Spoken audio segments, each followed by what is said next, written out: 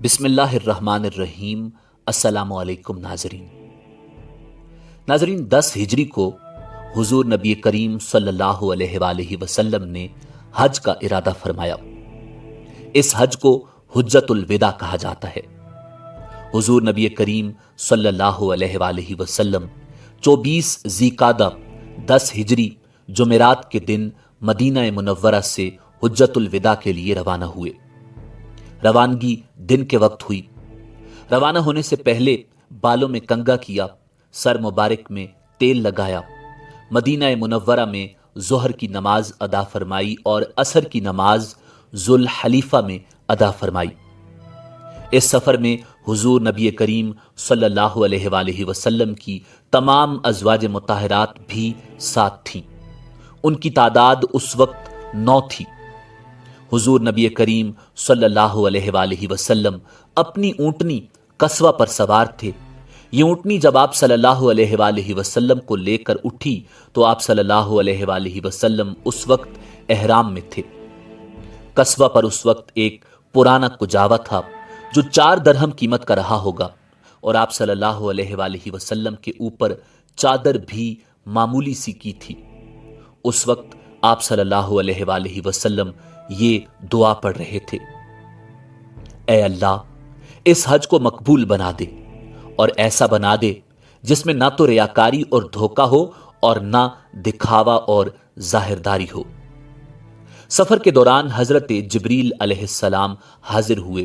انہوں نے عرض کیا: یا رسول اللہ، آپ اپنے صحابہ کو حکم دیں کہ تلبیہ میں اپنی آواز بلند کریں۔ یہ حج کا شعار ہے: لبیک اللہم لبیک، لبیک لا شریک لک لبیک، ان الحمد والنعمت لک والملک لا شریک لک۔ حضور نبی کریم صلی اللہ علیہ وآلہ وسلم نے صحابہ کو ایسا کرنے کا حکم فرمایا۔ انہوں نے بلند آواز میں تلبیہ شروع کر دیا۔ راستے میں حضور نبی کریم صلی اللہ علیہ وآلہ وسلم نے ایک مقام پر قیام کیا اور رات وہاں بسر کی۔ صبح کی نماز پڑھ کر وہاں سے روانہ ہوئے، یہاں تک کہ مکہ کے سامنے پہنچ گئے اور وہیں قیام فرمایا۔ پھر دن میں چاشت کے وقت مکہ معظمہ میں داخل ہوئے۔ باب عبد مناف سے خانہ کعبہ میں داخل ہوئے۔ یہ دروازہ باب السلام کے نام سے مشہور ہے۔ بیت اللہ پر نظر پڑتے ہی آپ صلی اللہ علیہ وآلہ وسلم نے ان الفاظ میں دعا فرمائی: اے اللہ، تو خود سلامتی والا ہے اور تیری ہی طرف سے سلامتی آتی ہے، بس اے ہمارے پروردگار، تو ہمیں سلامتی کے ساتھ زندہ رکھ اور اس گھر کی عزت اور دبدبہ میں اضافہ ہی اضافہ فرما۔ پھر بیت اللہ کے گرد طواف کیا، 7 چکر لگائے۔ طواف کی ابتدا آپ صلی اللہ علیہ وآلہ وسلم نے حجر اسود سے کی۔ پہلے اس کے پاس گئے اور اس کو چھوا۔ اس وقت آپ کی آنکھوں میں آنسو آ گئے۔ طواف کے پہلے 3 چکروں میں رمل فرمایا، یعنی سینہ تان کر تیز رفتار سے چکر لگائے۔ باقی 4 چکروں میں معمولی رفتار سے چکر لگائے۔ طواف سے فارغ ہونے کے بعد حجر اسود کو بوسہ دیا، اپنے دونوں ہاتھ اس پر رکھے اور ان کو چہلہ انور پر پھیرا۔ طواف سے فارغ ہونے کے بعد حضور نبی کریم صلی اللہ علیہ وآلہ وسلم نے مقام ابراہیم پر 2 رکعت نماز پڑھی، پھر آب زمزم نوش فرمایا۔ اب آپ صلی اللہ علیہ وآلہ وسلم صفا پہاڑی کی طرف چلے۔ اس وقت آپ یہ آیت پڑھ رہے تھے: ان الصفا والمروۃ من شعائر اللہ، بے شک صفا اور مروہ اللہ کے شعائر میں سے ہیں۔ حضور نبی اکرم صلی اللہ علیہ وآلہ وسلم نے صفا اور مروہ کے درمیان 7 چکر لگائے۔ یہ 2 پہاڑیاں ہیں، ان کے درمیان چکر لگانے کو سعی کرنا کہتے ہیں۔ پہلے 3 پھیروں میں آپ تیز تیز اور باقی 4 میں عام رفتار سے چلے۔ جب صفا پر چڑھتے اور کعبہ کی طرف منہ کر لیتے تو اس وقت اللہ کی توحید یوں بیان فرماتے: اللہ تعالیٰ کے سوا کوئی معبود نہیں، اللہ سب سے بڑا ہے، اللہ تعالیٰ کے سوا کوئی معبود نہیں، وہ تنہا ہے، اس نے اپنا وعدہ پورا کر دیا، اپنے بندوں کی مدد کی اور اس نے تن تنہا متحدہ لشکروں کو شکست دی۔ مروہ پر پہنچ کر بھی حضور نبی کریم صلی اللہ علیہ وآلہ وسلم نے اللہ کی حمد و ثنا بیان فرمائی۔ صفا اور مروہ کے درمیان سعی کے بعد حضور نبی کریم صلی اللہ علیہ وآلہ وسلم نے ان لوگوں کو احرام کھولنے کا حکم فرمایا جن کے ساتھ قربانی کے جانور نہیں تھے۔ جن کے ساتھ قربانی کے جانور تھے انہیں حکم فرمایا کہ وہ احرام کو برقرار رکھیں۔ 8 ذی الحج کو حضور نبی کریم صلی اللہ علیہ وآلہ وسلم منا کے لیے روانہ ہوئے۔ منا کی طرف روانگی سے پہلے ان تمام لوگوں نے احرام باندھ لیے جو پہلے احرام کھول چکے تھے۔ منا میں حضور نبی کریم صلی اللہ علیہ وآلہ وسلم نے ظہر، عصر، مغرب اور عشاء کی نمازیں ادا فرمائیں۔ رات وہیں گزاری۔ وہ جمعہ کی رات تھی۔ صبح کی نماز بھی آپ صلی اللہ علیہ وآلہ وسلم نے منا میں پڑھی۔ سورج طلوع ہونے کے بعد وہاں سے عرفات کی طرف روانہ ہوئے۔ آپ نے حکم فرمایا کہ میرے لیے اونٹ کے بالوں کا ایک قبا بنا دیا جائے۔ میدان عرفات میں حضور نبی کریم صلی اللہ علیہ وآلہ وسلم اس قبے میں ٹھہرے یہاں تک کہ زوال کا وقت ہو گیا۔ اس وقت حضور نبی کریم صلی اللہ علیہ وآلہ وسلم نے اپنی اونٹنی قصوہ کو لانے کا حکم فرمایا۔ قصوہ پر سوار ہو کر آپ صلی اللہ علیہ وآلہ وسلم وادی کے اندر پہنچے اور اونٹنی پر بیٹھے بیٹھے ہی مسلمانوں کے سامنے خطبہ دیا۔ اس خطبہ میں حضور نبی کریم صلی اللہ علیہ وآلہ وسلم نے فرمایا، لوگو میری بات سنو، دیکھو میں جانتا نہیں کہ اس سال کے بعد اس جگہ میں تم سے کبھی ملوں گا یا نہیں۔ لوگو سن لو، تمہارے خون یعنی تمہاری جانیں اور تمہارے اموال ایک دوسرے پر اپنے رب سے ملنے تک یعنی زندگی بھر اسی طرح قابل احترام ہیں جس طرح تمہارے لیے یہ دن اور یہ مہینہ قابل احترام ہے۔ دیکھو تم مرنے کے بعد عنقریب اپنے رب سے ملو گے، وہ تم سے تمہارے اعمال کے متعلق سوال کرے گا اور میں ہر عمل کے متعلق تمام احکام تمہیں پہنچا چکا ہوں۔ بس جس کے پاس کسی کی امانت ہو اسے چاہیے کہ وہ اس امانت کو مانگنے پر اسی شخص کے حوالے کر دے جس نے امانت دار سمجھ کر امانت رکھوائی تھی۔ دیکھو ہر قسم کا سود جو کسی کا کسی کے ذمے تھا ساقط کر دیا گیا، البتہ تمہارا اصل مال تمہارے لیے حلال ہے، نہ تم زیادتی کرو گے اور نہ تمہارے ساتھ زیادتی کی جائے گی۔ اللہ تعالیٰ نے فیصلہ کر دیا ہے کہ اب کوئی سود جائز نہیں اور عباس بن عبد المطلب کا سارا سود ساقط کر دیا گیا۔ اسلام لانے سے پہلے زمانہ جاہلیت میں جو بھی قتل کا مقدمہ تھا وہ بھی ختم کر دیا گیا۔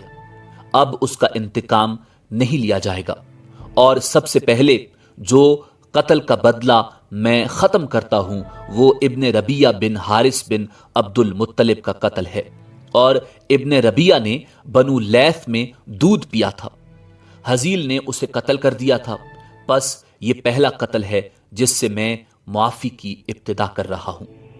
لوگوں غور سے سنو، شیطان اس بات سے مایوس ہو چکا ہے، اب اس سرزمین پر کبھی اس کی عبادت کی جائے گی، لیکن اگر اس کی اطاعت کرو گے تو وہ تمہارے ان گناہوں سے جنہیں تم معمولی سمجھتے ہو راضی ہو جائے گا۔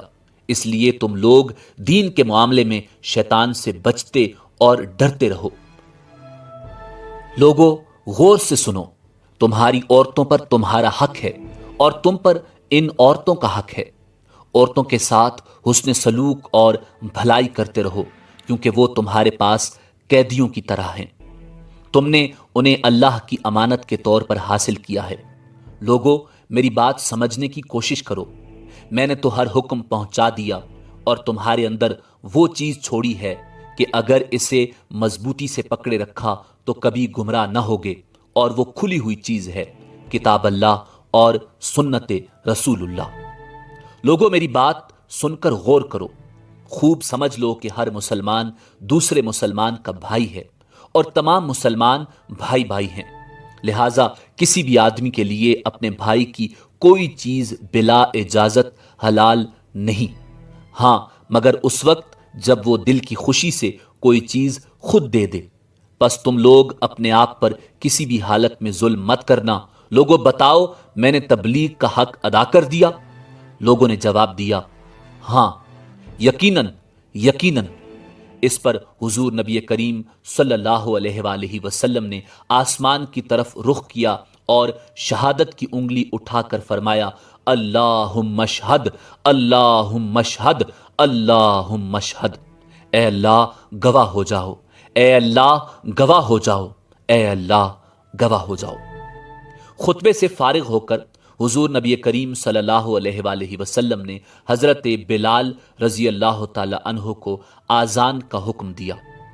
آذان کے بعد ظہر کی تکبیر کہی گئی اور نماز ادا کی گئی، پھر عصر کی نماز کے لیے تکبیر کہی گئی اور نماز ادا کی گئی، یعنی دونوں نمازیں ایک ساتھ ادا کی گئیں۔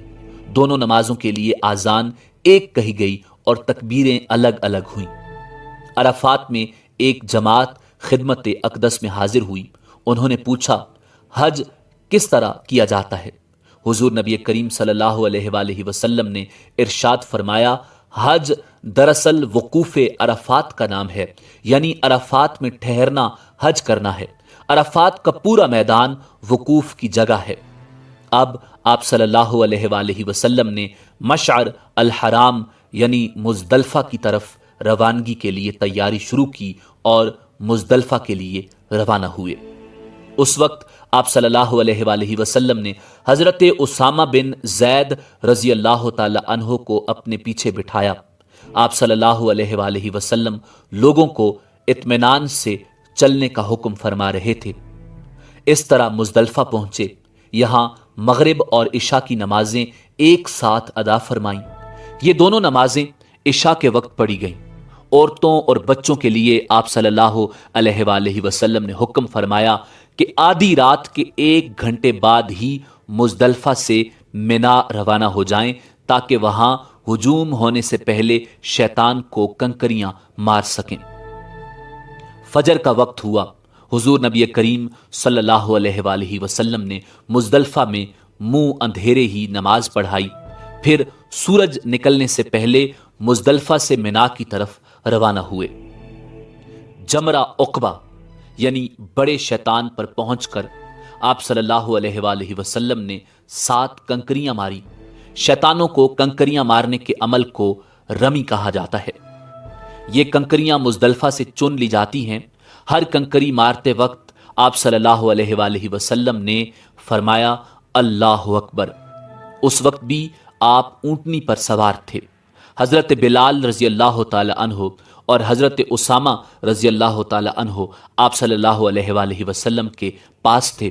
حضرت بلال رضی اللہ تعالی عنہ نے آپ صلی اللہ علیہ وآلہ وسلم کی اونٹنی کی لگام پکڑ رکھی تھی اور حضرت اسامہ رضی اللہ تعالی عنہ آپ صلی اللہ علیہ وآلہ وسلم کے اوپر کپڑے سے سایہ کیے ہوئے تھے۔ اس موقع پر حضور نبی کریم صلی اللہ علیہ وآلہ وسلم نے مسلمانوں کو خطبہ دیا۔ اس میں ایک دوسرے کے مال اور عزت کو حرام قرار دیا۔ آپ صلی اللہ علیہ وآلہ وسلم نے ذی الحج کی 10ویں تاریخ کو حرمت کا دن قرار دیا اور فرمایا اے لوگو، تمہارا خون، تمہارا مال اور تمہاری عزت اور ناموس تمہارے درمیان ایک دوسرے پر اسی طرح حرام ہیں جس طرح یہ دن تمہارے لیے حرمت کا دن ہے، جس طرح اس شہر کی حرمت ہے اور جس طرح اس مہینے کی حرمت ہے۔ یہ الفاظ کئی بار فرمائے۔ آخر میں پوچھا اے لوگو، کیا میں نے تبلیغ کا حق ادا کر دیا؟ لوگوں نے اقرار کیا۔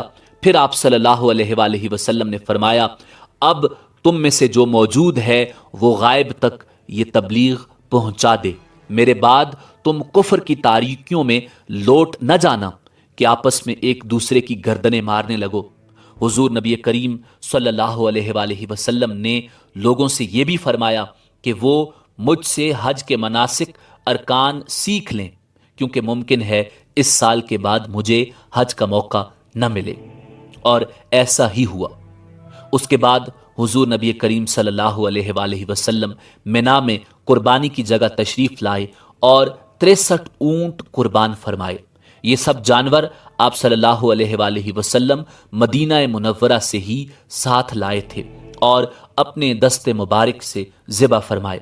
گویا اپنی عمر کے ہر سال کے بدلے ایک جانور اللہ کی راہ میں قربان فرمایا۔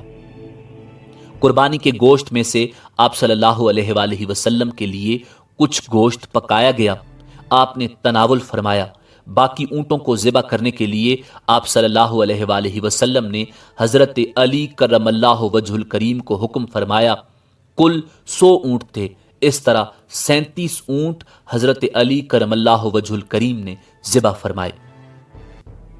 حضور نبی اکرم صلی اللہ علیہ وآلہ وسلم نے ان جانوروں کا گوشت اور دوسری چیزیں لوگوں میں تقسیم کرنے کا حکم فرمایا۔ منا کا تمام مقام قربانی کرنے کی جگہ ہے، اس کے کسی بھی حصے میں جانور قربان کیا جا سکتا ہے۔ قربانی سے فارغ ہونے کے بعد آپ صلی اللہ علیہ وآلہ وسلم نے سر مبارک منڈوایا۔ سر مبارک کے بال صحابہ کرام میں تقسیم کیے گئے۔ اس وقت حضور نبی اکرم صلی اللہ علیہ وآلہ وسلم نے دعا فرمائی، اے اللہ سر منڈوانے والوں کی مغفرت فرما۔ سر منڈوانے کے بعد حضور نبی اکرم صلی اللہ علیہ وآلہ وسلم کو حضرت عائشہ صدیقہ رضی اللہ تعالی عنہا نے خوشبو لگائی۔ اب حضور نبی اکرم صلی اللہ علیہ وآلہ وسلم مکہ جانے کے لیے سواری پر تشریف فرما ہوئے۔ مکہ پہنچ کر ظہر سے پہلے طواف کیا۔ یہ طواف افاضہ تھا جو حج میں فرض ہے، اس کے بغیر حج نہیں ہوتا۔ پھر آقا نامدار صلی اللہ علیہ وآلہ وسلم نے زمزم کے کنویں سے زمزم نوش فرمایا، کچھ پانی اپنے سر مبارک پر بھی چھڑکا۔ پھر آپ صلی اللہ علیہ وآلہ وسلم منا واپس تشریف لے گئے، وہیں ظہر کی نماز ادا کی۔ آپ صلی اللہ علیہ وآلہ وسلم منا میں 3 دن ٹھہرے۔ 3 دن شیطانوں کو کنکریاں ماری، ہر شیطان کو 7 کنکریاں ماری۔ منا کے قیام کے بعد حضور نبی کریم صلی اللہ علیہ وآلہ وسلم مکہ تشریف لائے اور صحابہ کرام کو حکم فرمایا، لوگو اپنے وطن لوٹنے سے پہلے بیت اللہ کا طواف کر لو۔ اسے طواف وداع کہتے ہیں، یعنی رخصت ہوتے وقت کا طواف، اور یہ ہر حاجی پر واجب ہے۔ طواف وداع کے بعد حضور نبی اکرم صلی اللہ علیہ وآلہ وسلم مدینہ منورہ کی طرف روانہ ہوئے۔ واپسی کے سفر میں غدیر خم نامی تالاب کے مقام پر آپ صلی اللہ علیہ وآلہ وسلم نے اپنے صحابہ کو جمع فرمایا، ان کے سامنے خطبہ دیا جس میں فرمایا، لوگو در حقیقت میں بھی تمہاری طرح ایک بشر ہوں اور بندہ ہوں۔ ممکن ہے اب جلد ہی میرے رب کا میرے پاس پیغام یعنی بلاوا آ جائے اور میں اس کے آگے سر تسلیم خم کر دوں۔ میں بھی اللہ کے سامنے جواب دہ ہوں اور تم بھی جواب دہ ہو، اب تم کیا کہتے ہو؟ صحابہ کرام رضوان اللہ تعالی علیہم اجمعین نے جواب دیا، ہم گواہی دیتے ہیں کہ بے شک آپ نے تبلیغ کا حق ادا کر دیا، اس میں پوری محنت فرمائی اور نصیحت تمام کر دی۔ تب حضور نبی کریم صلی اللہ علیہ وآلہ وسلم نے فرمایا، کیا تم اس کی گواہی نہیں دیتے کہ اللہ تعالیٰ کے سوا کوئی معبود نہیں، اور یہ کہ محمد اس کے بندے اور رسول ہیں، اور یہ کہ جنت، دوزخ اور موت برحق چیزیں ہیں، اور یہ کہ مرنے کے بعد دوبارہ زندہ ہونا برحق ہے، اور یہ کہ قیامت آنے والی چیز ہے، اس میں کسی شک و شبہ کی کوئی گنجائش نہیں، اور یہ کہ اللہ تعالیٰ ان لوگوں کو دوبارہ زندہ کر کے اٹھائے گا جو قبروں میں پہنچ چکے ہیں۔ صحابہ کرام نے عرض کیا، بے شک ہم ان سب باتوں کی گواہی دیتے ہیں۔ اس پر حضور نبی کریم صلی اللہ علیہ وآلہ وسلم نے فرمایا، اے اللہ گواہ ہو جاؤ۔ پھر فرمایا، لوگو قرآن پر جمے رہنا، میں تمہارے درمیان 2 بھاری چیزیں چھوڑے جا رہا ہوں، ایک اللہ کی کتاب، دوسرے اپنے گھر والے۔ تم منتشر ہو کر پھوٹ مت ڈال لینا یہاں تک کہ تم حوض کوثر پر میرے پاس جمع ہو جاؤ۔ اس موقع پر حضرت علی کرم اللہ وجہ الکریم کے بارے میں حضور نبی کریم صلی اللہ علیہ وآلہ وسلم نے یہ الفاظ ارشاد فرمائے، لوگو میں جس کا مولا اور آقا ہوں، علی بھی اس کے مولا اور آقا ہیں۔ اے اللہ جو علی کا مددگار ہو تو بھی اس کا مددگار ہو جا، اور جو علی سے دشمنی رکھے تو بھی اس سے دشمنی رکھ، جو علی سے محبت رکھے تو بھی اس سے محبت رکھ، جو علی سے بغض رکھے تو بھی اس سے بغض رکھ، جو علی کی مدد کرے تو بھی اس کی مدد کر، اور جو علی کی اعانت کرے تو بھی اس کی اعانت فرما، جو علی کو رسوا کرے تو اسے رسوا فرما، یہ جہاں بھی ہو تو حق اور صداقت کو اس کا ساتھی بنا۔ اس سفر سے واپسی پر حضور نبی کریم صلی اللہ علیہ وآلہ وسلم نے راستے میں ذوالحلیفہ کے مقام پر رات بسر فرمائی اور رات کے وقت مدینہ منورہ میں داخل ہونے کو پسند نہیں فرمایا۔ پھر جب آپ صلی اللہ علیہ وآلہ وسلم کی نظر مدینہ منورہ پر پڑی تو 3 مرتبہ تکبیر کہی اور یہ کلمات پڑھے: اللہ تعالیٰ کے سوا کوئی معبود نہیں، وہ تنہا ہے، اس کا کوئی شریک نہیں، حکومت اور تعریف اسی کے لیے ہے اور وہ ہر چیز پر پوری قدرت رکھتا ہے۔ ہم توبہ کرتے ہوئے اور اپنے پروردگار کو سجدہ کرتے ہوئے اور اس کی تعریفیں کرتے ہوئے لوٹنے والے ہیں۔ اللہ کا وعدہ سچا ہو گیا، اس نے اپنے بندے کی مدد فرمائی اور سب گروہوں کو اس تنہا نے شکست دی۔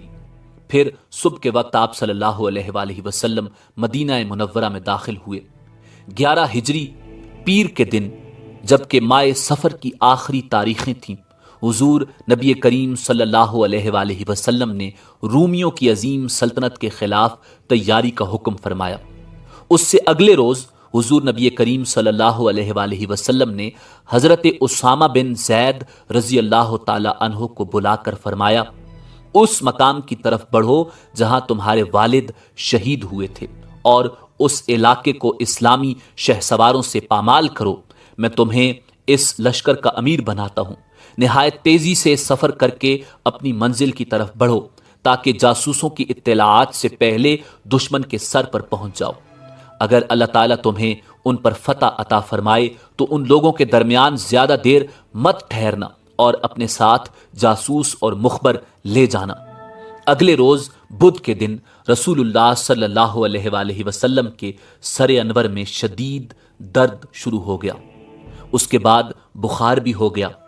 جمعرات کے دن آپ صلی اللہ علیہ وآلہ وسلم نے تکلیف کے باوجود اپنے دست مبارک سے حضرت اسامہ بن زید رضی اللہ تعالی عنہ کو پرچم بنا کر دیا۔ پھر فرمایا: اللہ کا نام لے کر اس کے راستے میں جہاد کے لیے جاؤ اور جن لوگوں نے اللہ کے ساتھ کفر کیا ہے ان سے جنگ کرو۔ حضرت اسامہ بن زید رضی اللہ تعالی عنہ اپنا پرچم لے کر اسلامی لشکر کے ساتھ روانہ ہوئے۔ وہ اس وقت بالکل نوجوان تھے۔ اس نوجوانی کی حالت میں حضور نبی کریم صلی اللہ علیہ وآلہ وسلم نے انہیں لشکر کا سالار مقرر فرمایا تھا، جبکہ صحابہ کرام رضوان اللہ تعالی علیہم اجمعین میں بڑے بڑے ممتاز اور تجربہ کار لوگ موجود تھے۔ اس بنیاد پر صحابہ کرام رضوان اللہ تعالی علیہم اجمعین میں سے کچھ حضرات نے اس بات کو محسوس کیا کہ جب اتنے بڑے اور تجربہ کار حضرات موجود ہیں تو ایک نوعمر کو سپہ سالار کیوں مقرر فرمایا گیا؟ جب حضور نبی کریم صلی اللہ علیہ وآلہ وسلم کو ان باتوں کی خبر ہوئی تو سخت ناراض ہوئے، یہاں تک کہ اسی وقت اپنے حجرہ مبارک سے باہر تشریف لائے۔ اس وقت آپ صلی اللہ علیہ وآلہ وسلم کے سر مبارک پر پٹی بندھی ہوئی تھی اور بدن مبارک پر ایک چادر تھی۔ حضور نبی کریم صلی اللہ علیہ وآلہ وسلم مسجد میں داخل ہوئے اور ممبر پر تشریف لائے، اللہ کی حمد و ثنا بیان فرمائی، پھر صحابہ کرام کو خطاب فرمایا: لوگو، یہ کیسی باتیں ہیں جو اسامہ کو امیر بنانے پر تم لوگوں کی طرف سے مجھ تک پہنچی ہیں؟ اس سے پہلے جب میں نے اسامہ کے والد کو امیر بنایا تھا تو اس وقت بھی اس قسم کی کچھ باتیں سننے میں آئی تھیں۔ قسم ہے اللہ عز و جل کی کہ وہ یعنی زید بن حارثہ امیر بننے کے لیے موزوں ترین آدمی تھے، اور اب ان کے بعد ان کا بیٹا امیر بننے کے لیے موزوں ترین ہے۔ یہ دونوں باپ بیٹے ایسے ہیں کہ ان سے خیر ہی کا گمان کیا جا سکتا ہے، لہٰذا اسامہ کے بارے میں خیر ہی کا گمان رکھو، کیونکہ وہ تم میں سے بہترین لوگوں میں سے ایک ہے۔ اب جو صحابہ حضرت اسامہ کے لشکر میں جہاد کے لیے جانے والے تھے وہ حضور نبی کریم صلی اللہ علیہ وآلہ وسلم سے ملاقات کے لیے آنے لگے۔ اس وقت آپ صلی اللہ علیہ وآلہ وسلم کی طبیعت کافی ناساز تھی، اس کے باوجود فرما رہے تھے: اسامہ کے لشکر کو روانہ کر دو۔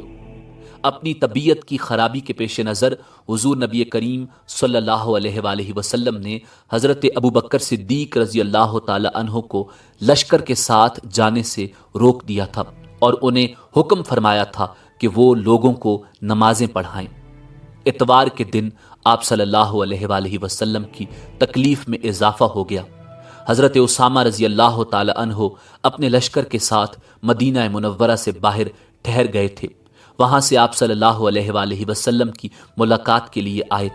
جب وہ حضور نبی کریم صلی اللہ علیہ وآلہ وسلم کے حجرہ مبارک میں داخل ہوئے تو آپ آنکھیں بند کیے نڈھال سی حالت میں لیٹے ہوئے تھے۔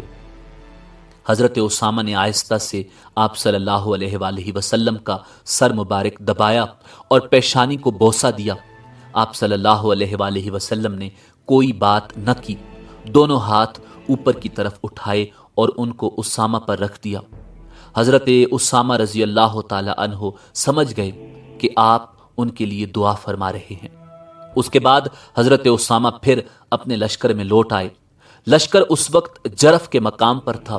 اسلامی لشکر روانہ ہونے کی تیاری کر رہا تھا کہ مدینہ سے پیغام آیا، حضور کی طبیعت ناساز ہو گئی ہے، آپ نہ جائیں۔ اس طرح یہ لشکر روانہ نہ ہو سکا۔ طبیعت خراب ہونے سے پہلے ایک روز حضور نبی کریم صلی اللہ علیہ وآلہ وسلم آدھی رات کے وقت قبرستان بقیع میں تشریف لے گئے اور وہاں ہر مومن کے لیے مغفرت کی دعا فرمائی۔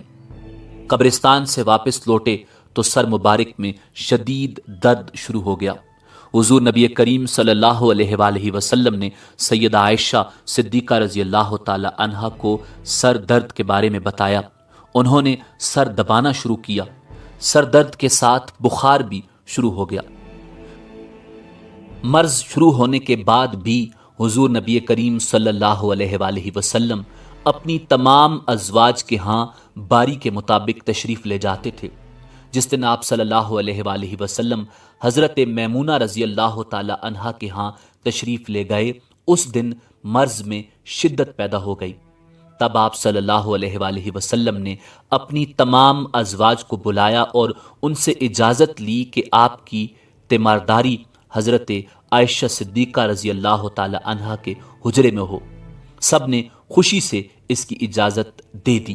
پھر حضور نبی کریم صلی اللہ علیہ وآلہ وسلم پر غشی طاری رہنے لگی، بخار کی شدت زیادہ ہوئی تو حضور نبی کریم صلی اللہ علیہ وآلہ وسلم نے مختلف کنوؤں سے 7 مشکیں پانی منگوائیں اور اپنے اوپر ڈالنے کا حکم فرمایا۔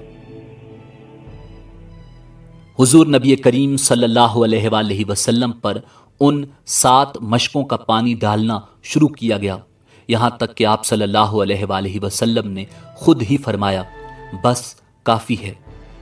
زندگی کے ان آخری ایام میں حضور نبی کریم صلی اللہ علیہ وآلہ وسلم فرمایا کرتے تھے، اے عائشہ، مجھے خیبر میں جو زہر دیا گیا تھا اس کی تکلیف میں اب محسوس کرتا ہوں۔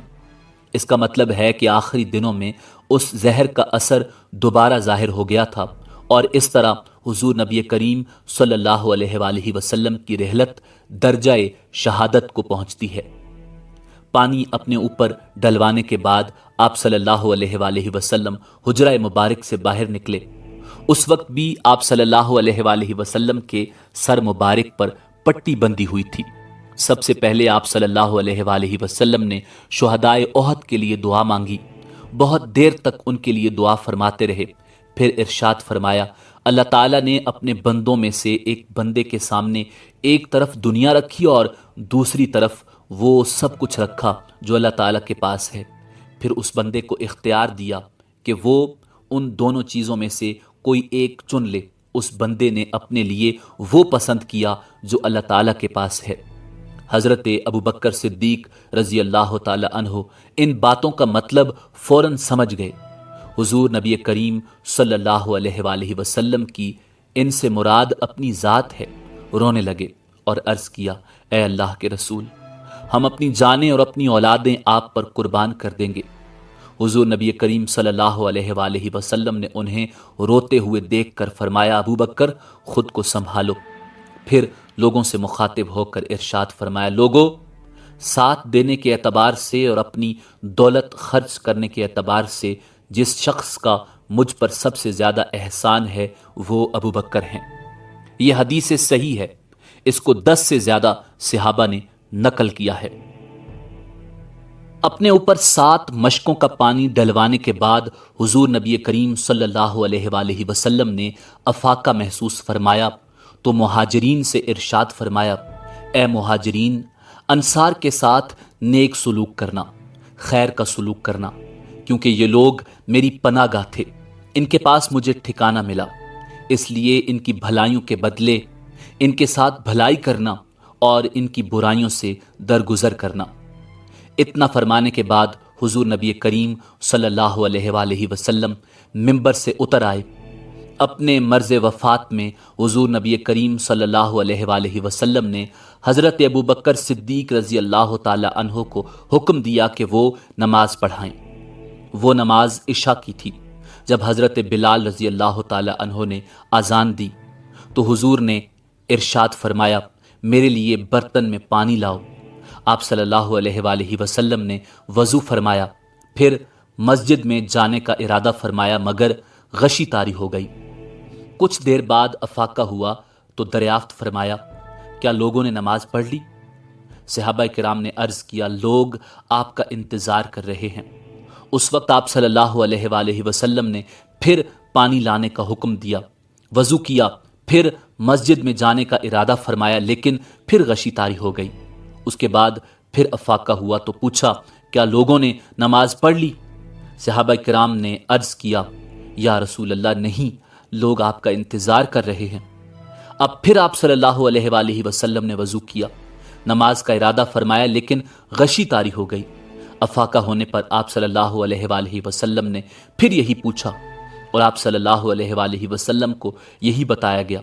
تب حضور نبی کریم صلی اللہ علیہ وآلہ وسلم نے حضرت ابو بکر صدیق رضی اللہ تعالی عنہ کو حکم بھیجا کہ وہ مسلمانوں کو نماز پڑھائیں۔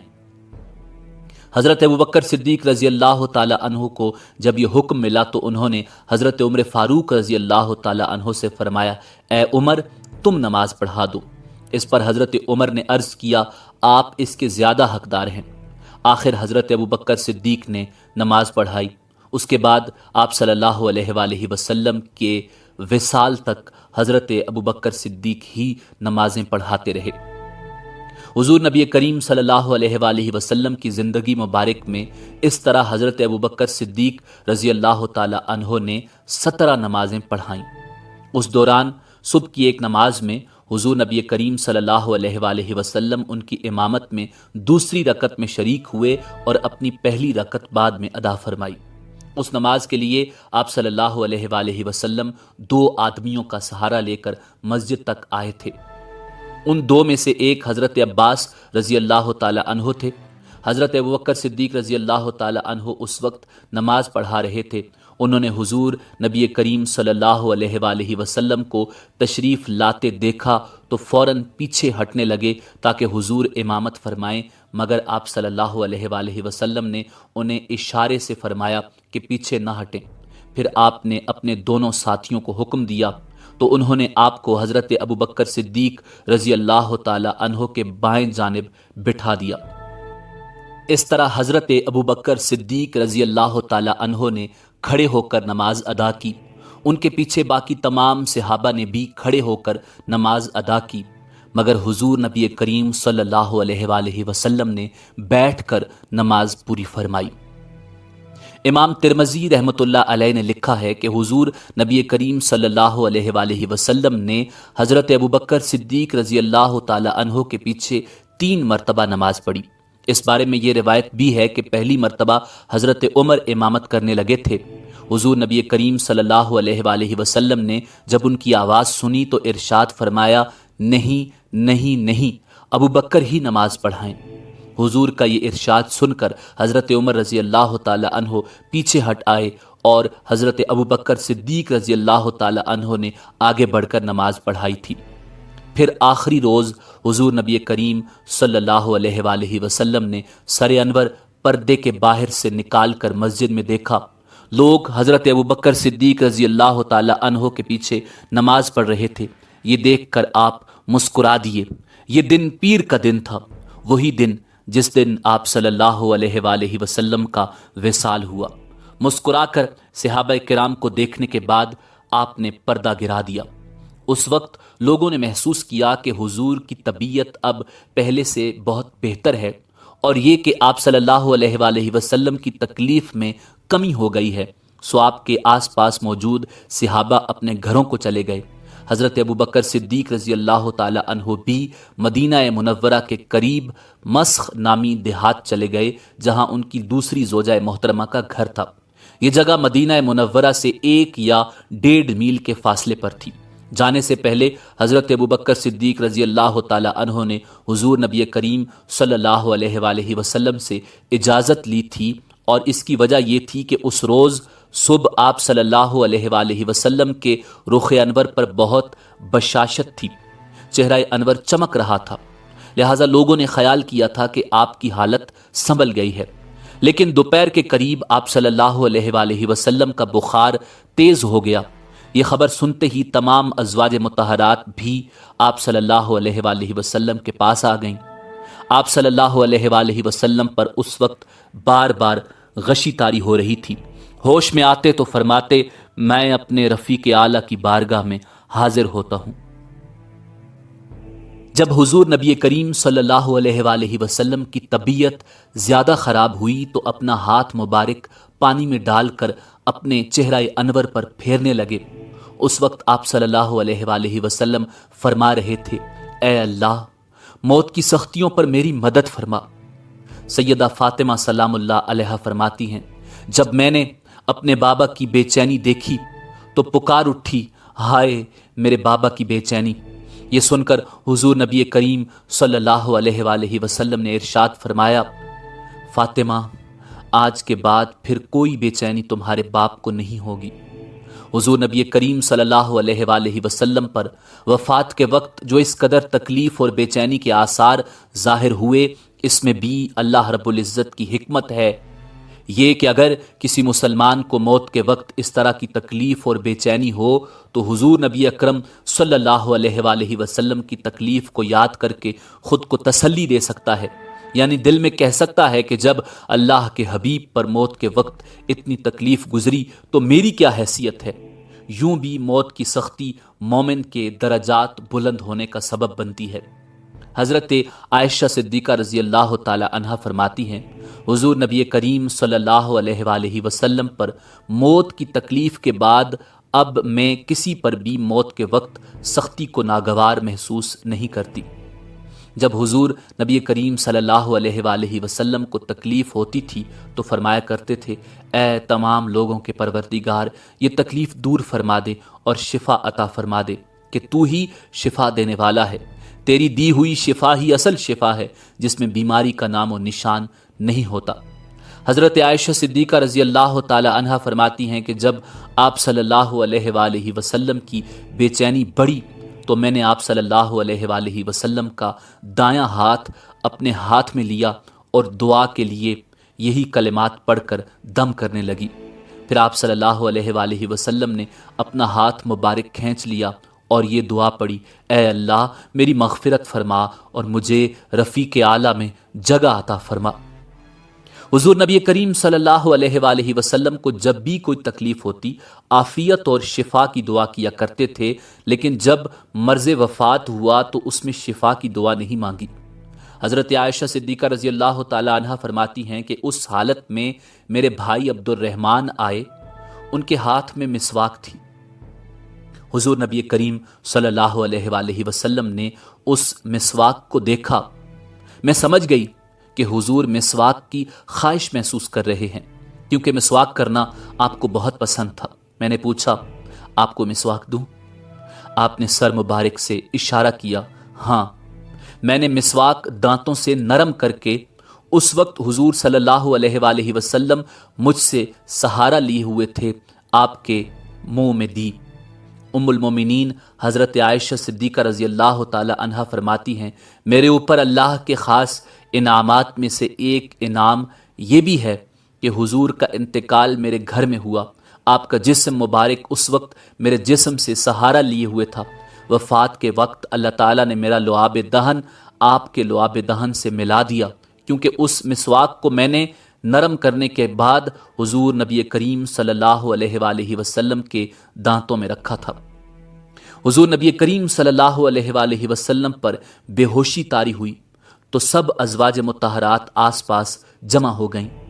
مرض کے دوران حضور نبی کریم صلی اللہ علیہ وآلہ وسلم نے 40 غلام آزاد فرمائے۔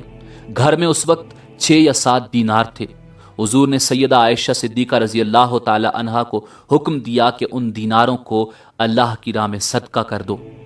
ساتھ ہی ارشاد فرمایا، محمد صلی اللہ علیہ وآلہ وسلم اپنے رب کے پاس کیا گمان لے کر جائے گا کہ اللہ تعالیٰ سے ملاقات ہو اور یہ مال اس کے پاس ہو؟ سیدہ عائشہ نے اسی وقت ان دیناروں کو صدقہ کر دیا۔ حضور کی بیماری سے چند روز پہلے حضرت عباس نے خواب دیکھا تھا کہ چاند زمین سے اٹھ کر آسمان کی طرف چلا گیا۔ انہوں نے حضور اقدس صلی اللہ علیہ وآلہ وسلم کو خواب سنایا تھا۔ خواب سن کر آپ نے فرمایا تھا، اے عباس، وہ تمہارا بھتیجا ہے، یعنی یہ آپ صلی اللہ علیہ وآلہ وسلم کے وصال کی طرف اشارہ تھا۔